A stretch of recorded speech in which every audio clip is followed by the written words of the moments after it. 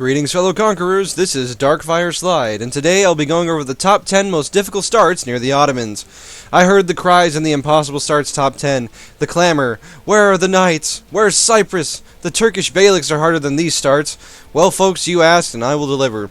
My reasoning before was that I wanted to make a list including most of the non-American world, and so a lot of these smaller starts near the Ottomans would have gotten repetitive. The nations in this list are all touching the Ottomans at the start of the game, so anyone else that is potentially close, like Georgia and the other Caucasian nations, are out.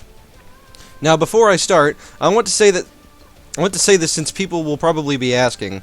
The general strategy for the majority of these nations, with the exception of the Turkish Beyliks, is to ally Austria, Hungary, and/or Poland, and then leverage the alliance to get some land and hopefully defeat the Ottomans. They all take a bit of luck, since most of them are one war away from full annexation. Still, feel free to ask for help with these starts in the comments, and I'm sure someone will be more than willing to help you out. Personally, I will admit that with some of these starts, I have absolutely no idea what you're even supposed to do other than pray for your life. But, with all that being said, let's delve into the world of Ottoman cannon fodder. Number 10. Serbia. No list of Ottoman-related starts would be complete without some mention of Serbia. While remove kebab is a fairly sensitive subject in the real world and on the Paradox forums, here in EU4 they actually make for a reasonably fun, although difficult start. They're number 10 because their idea group is very solid, including 15% cavalry combat ability, 10% infantry combat ability, -1 on rest, and 10% morale of armies by the end of the game. If they're lucky, they can move into the HRE as well and gain free westernization. Still, the threat of the Ottomans looms over this nation, and a small amount of luck is still necessary in the early game to make this start work. Number 9. Wallachia. Home of the Draculesti dynasty, and perhaps the best nation with which to form Romania, Wallachia is nonetheless a fairly difficult start. You do have some development to work with, but being orthodox, as with Serbia, may cause some trouble getting early alliances. Your ideas are good, but middle-of-the-road good, with nothing really standing out in particular apart from land leader shock +1. Your tradition of hostile core creation plus 50% means your land is less enticing, but that will only hold off the Ottomans and Hungarians for so long. Despite these difficulties, we've only really begun to scratch the surface on these tough starts. Number 8. Karaman, Dulkadir, and Akkoyunlu. Using 3 nations in one slot may seem a bit cheap, but here's my reasoning.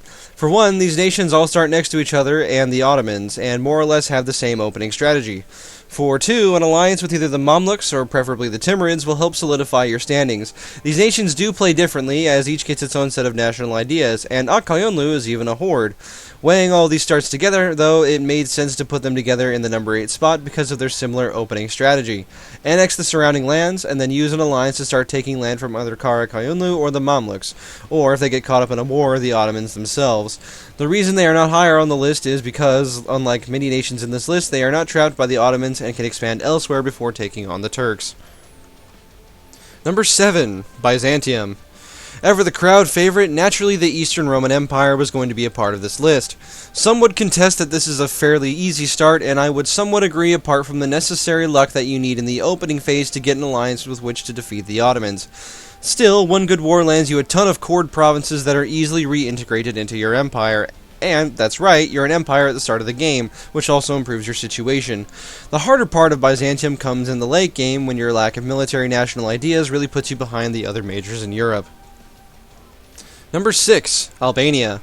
A while ago, this would have been the hardest start in the game, because Albania used to start at war with the Ottomans, making survival a cheesy practice.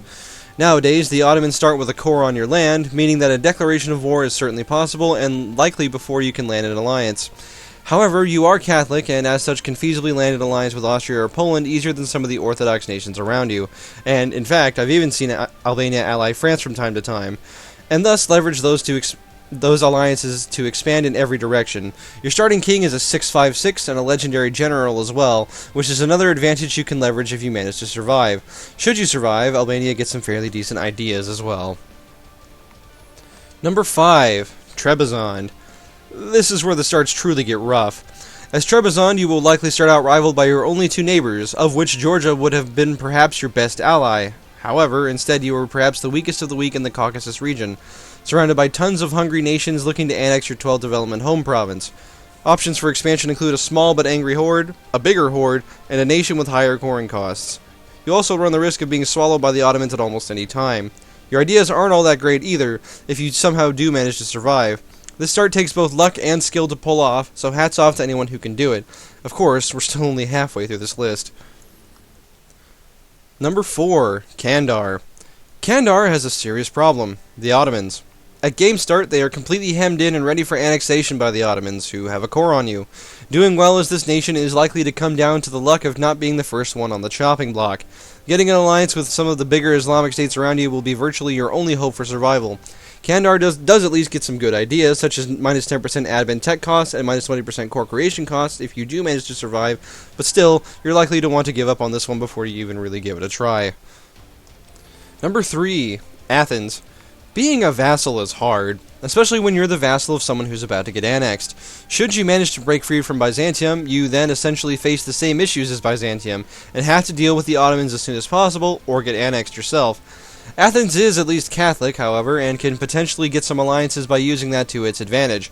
All the same, it's a brutal start considering you lack the cores of your overlord, and your religion isn't the same as all the land around you, making matters worse. At least your national ideas are alright, for what it's worth. Number 2, Naxos and Corfu. Many people were remiss for me missing these two nations in my last video, and rightfully so. If you don't know, Venice starts the game with two vassals, the small island of Corfu in western Greece, and Naxos, a small island connected to Athens. You start the game with a powerful overlord neighboring one of the most aggressive early game powers, bar none. Corfu also has the indignity of being one of the few remaining nations in the game with generic national ideas, making their situation even worse should you manage to somehow survive as one of these nations. These two starts are absolutely brutal, and even with a great deal of skill, you are going to need an intense amount of luck to make these nations work.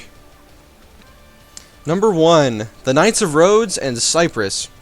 If you ever feel like you're getting too good at EU4, give one of these nations a try. The Knights and Cyprus are both island nations surrounded by large powers and are, essentially, sitting ducks waiting to be annexed. The Knights have it harder of the two, since there aren't even any nearby smaller nations they can annex, with their only saving grace being only a little less far away from one of the few nations that might actually care enough to give them an alliance. If you factor in that the Knights need to take most of the Mamluks' land before the Reformations to form the legendarily rare Kingdom of Jerusalem, then you've got a ridiculous challenge ahead of you. Thank you for watching. If you enjoyed the video, be sure to like, and if you want to see more EU4 Top 10s weekly, be sure to subscribe to the channel. Until then, Godspeed, and ever may luck be on your side.